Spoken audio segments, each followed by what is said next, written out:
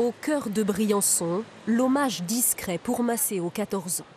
Des roses accrochées à ce pont qui surplombe la rivière. C'est dans ces eaux tumultueuses que le collégien est mort noyé il y a une semaine.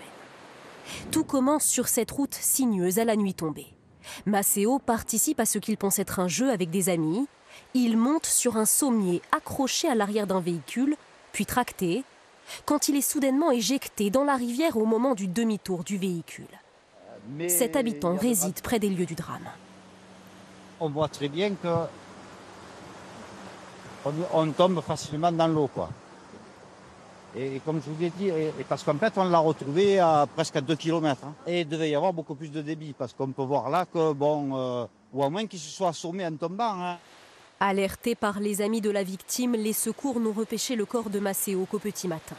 À 14 ans, mort noyé selon l'autopsie. Une enquête pour homicide involontaire a été ouverte et le conducteur du véhicule a été placé sous contrôle judiciaire.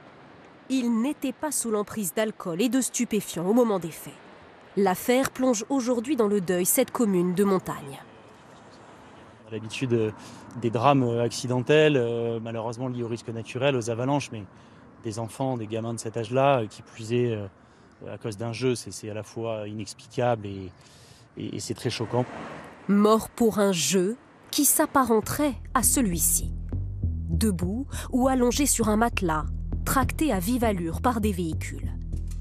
Pratiqué sur le sable, la neige ou même la route, ce défi est populaire dans les pays anglo-saxons.